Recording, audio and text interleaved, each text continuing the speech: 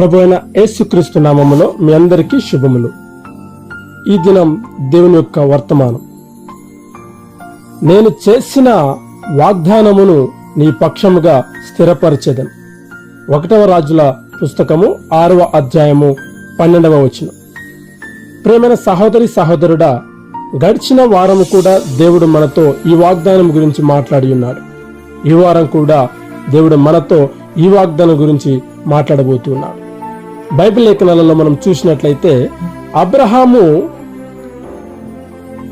దేవుని మీద గొప్ప విశ్వాసం ఉన్న వ్యక్తి. అయితే ఆయన విశ్వాసానికి ఓ పరీక్ష ఎదురైంది. దేవుడు అబ్రహాముతో స్వస్థలాన్ని విడిచిపెట్టి పరాయి దేశమైన కనానుకు వెళ్ళమని చెప్పాడు. ఆయన ఏమాత్రం సంకోచించకుండా దేవుడు చెప్పినట్లు చేశాడు.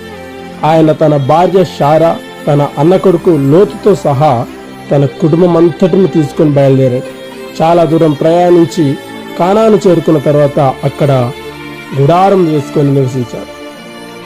దేవుడు అబ్రహాముతో చేసిన ఒక నిబంధనలో ఆయనను ఒక గొప్ప జనాంగం చేస్తానని, ఆయన ద్వారా లోకంలోని కుటుంబాలన్నీ ఆశీర్వదించబడతాయని, ఆయన పిల్లలు కనాను దేశాన్ని స్వాధీనం చేసుకుంటారని వాగ్దానం చేశాడు.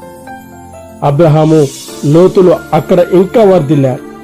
వాళ్ళ గొర్రెలు పాడి పశువులు పెరిగాయి.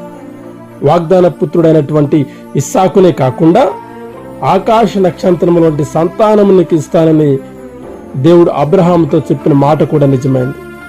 ఎందుకంటే మనమందరం కూడా అబ్రహాము సంతానం.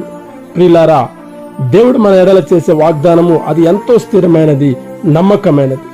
అబ్రహాము జీవితంలో దేవుడు ఏదైతే వాగ్దానాలు చేసి నెరవేర్చినాడో అట్టి రీతిగానే మన జీవితాలలో కూడా దేవుడు చేసే వాగ్దానాలు తప్పక నెరవేర్చబడతాయి. అట్టి విశ్వాసంతో, నమ్మకంతో జీవిద్దాం. దేవుని కృప మనకు తోడయుండును గాక. ఆమేన్. ప్రార్థన. పరిశుద్ధుడా నా యేసురాజా, మీకు వందనాలు. వాగ్దాన పూర్వకముగా మమ్మల్ని ఏర్పరచుకొని వాగ్దానాలను మా జీవితాలను నెరవేరుస్తూ ఉన్న తండ్రి, మీకు స్తోత్రాలు. ఈరోజు